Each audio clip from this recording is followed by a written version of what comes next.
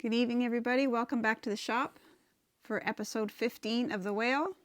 Okay, so we got that rear brake line out, the rubber part, so we're going to put that in. Okay, so we've got a new master and we got a new brass bushing that came with it, or brass coupler, because this one just rounded off. So we've had this off already, trying to rebuild it. So we're going to pop this line off here. Then we're going to take these 4 bolts off. We're going to take the whole thing off as a unit. We're going to put this in a vise and see if we can get this to crack so we can save and use this line.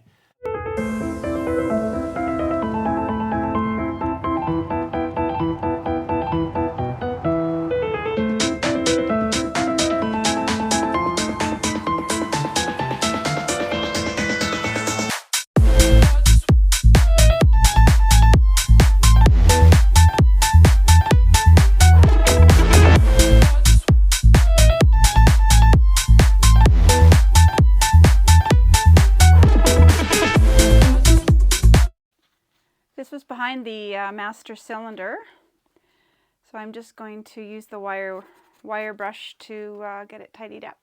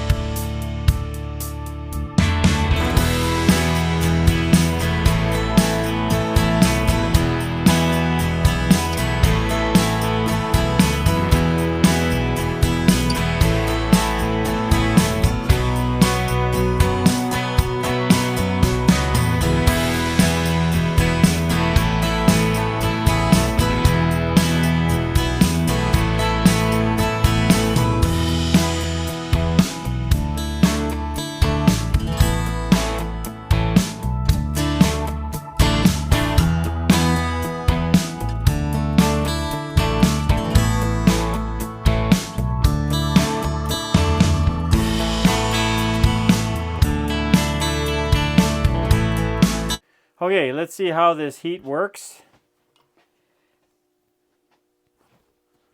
Like butter. I grabbed the new master cylinder and I was just about to bench bleed it. And there's this big sticker here in the bag. Do not bench bleed this brake master cylinder. Which is kind of funny because they have this in the bag. And it says brake master cylinder bench bleeding instructions. So which is it?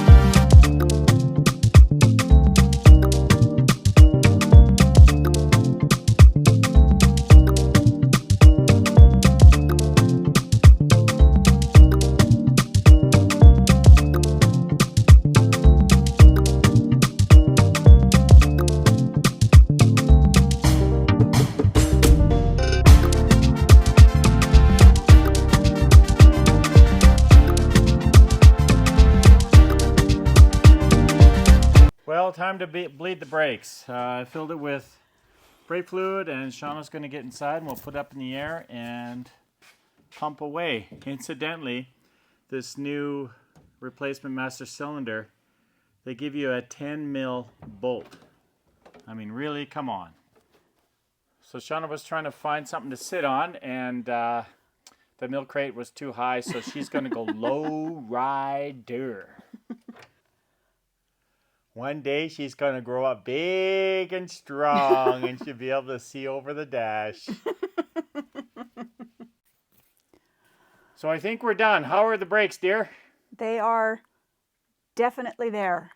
Is there state-of-the-art 1964? It might be a 2-footer. Well, you got no power brakes at the moment, so that's okay. why. Oh, good. Okay, so thumbs up. Thumbs up.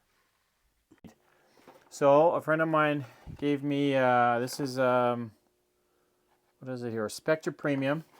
This is the part number, and it's a new sock for the bottom. It's a newer style, but it's it'll work.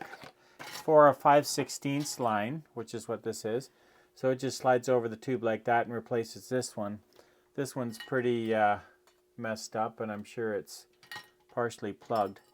So I'm going to take this cover off here, and I'm going to check the little, I guess, rheostat or whatever you call it in there that this thing rubs against. I just want to make sure everything's clean. And then we want to check this float in a bucket of water to make sure it's not, it doesn't have holes in it.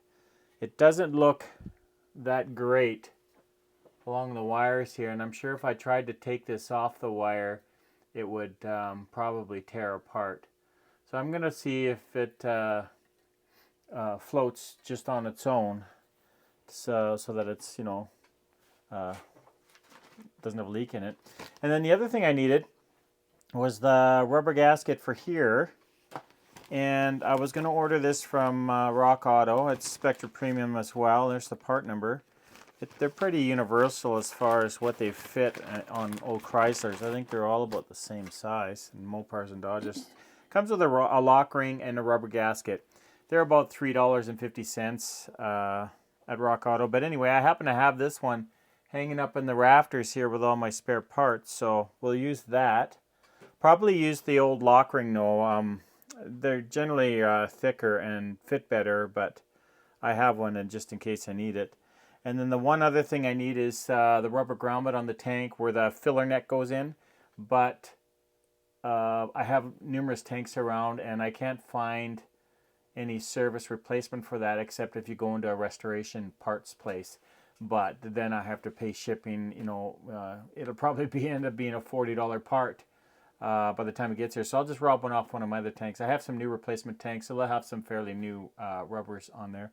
And then incidentally, this here, this is what I was talking about the other day. My buddy said it was $53. I ended up getting it for $31 plus tax, so probably about 35 bucks. But I wasn't having any luck online finding one. I thought, well, I'll just bite the bullet. But you know, $35 for that seems to be a ripoff, which it is. But you know, sometimes you gotta pay, right? I pried the two tabs on this cover just to have a look inside. There's not much to it. And you can see here, this is how the float moves along there and gives you your reading. What I wanted to check was that these thin little wires and everything were all corroded or rusted up, but they're spotless. So I think there's supposed to be a little bulbous end on this little pointer thing here, but there's nothing there now. I'm not sure if it's supposed to be there or not, but everything looks really nice there, so I'm not going to mess with it. I'll just put the cover back on and we're going to test the float. Well, float test number 1 here. I don't see any bubbles coming out, and floats. We got a full tank of gas. This sounds so cool. It sounds like an episode of Star Wars. Hopefully you can hear it.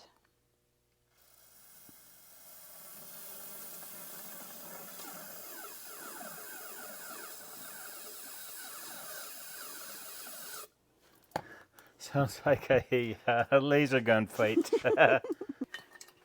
So after we sprayed the brake clean through the line, Dean was going to put the sock on and then thought, well, he'd just check the end, make sure it was all good. And he's been getting a lot of buildup out of that end tube. It's been a bit plugged, so I guess it's a good idea to not just depend on brake clean thinking it's running through clearly and it's all clean in there. We decided to check the tank for leaks just in case, and it's a good thing we did. It was seeping from in here, and as I cleaned out all the mud and debris, you can see there is little holes there, rusting out, right in there. So we'll have to figure out which way I repaired. You can buy gas tank repair kits, which actually work really well. I've done that before. Or I could probably try soldering it. But it's a fair size hole, so I'm not sure how solder would work. And then also down here, there is a factory drain plug. It's got an Allen head hole in there for taking it out. But anyway, it's leaking all from right around there. So we'll have to clean it up really good and figure out how we're going to repair that. Rather than seal up the plug, we decided to investigate and pop it off and have a look. And it must have been just leaking from there, you know, just from the threads, because there's no holes or damage on the tank around here. So I think what we'll do is we'll keep the option of having a tank drain on it in case there's any future problems with leaking, but we'll just put a sealer on there and then tighten it back down, and then repair the rust hole here. And like I said, you can see where it's repaired before. The reason we're doing all this is because you can get a repo tank or reproduction tank, but they're $800 plus shipping. You'd be looking at $1,000, $1,200 just for a gas tank. So, you know, we'll spend 20 bucks on a repair kit, seal this up, and good to go. This factory plug we pulled out, it's hard to see here. The threads are quite corroded. We probably got 2 or 3 good threads there, and then the rest are all eaten away. So I found that's either a flex plate or a torque converter bolt. It's the exact same thread. So I think what we'll do is we'll use that. We'll get more thread engagement. We just got to figure out what kind of sealer we're going to use in there. We got this gas Teflon tape, but I'd like to use maybe some kind of a liquid sealant that's impervious to gasoline. So we'll figure that out, but I think this is a much better plug than this. Just it'll be more secure. We'll put the yellow Teflon tape on the thread, start it in, tighten it down, have a little washer there. We looked inside. We can see the Teflon's still wrapped around the thread, so it's probably got a decent seal. We'll see if that's going to work. Maybe somebody in the comments has a better suggestion. If there's a liquid Teflon impervious to gas, that would be better, because then we could just goop it everywhere and let it do its thing. But for now, we'll leave it at that and maybe research it a bit. Basically, that's our only. Oh, well, I guess yeah. We'll fix this, and then this is our hold up, and then we get the tank in. So, well, as usual, a bunch of hodgepodge. Little of this, little of that. This was filmed over a couple days. Tonight being Saturday and Thursday evening. Anyway, it'll just be a short one. We'll edit it up so we don't bore you and put you to sleep. Thanks for watching. Have a good night. Bye.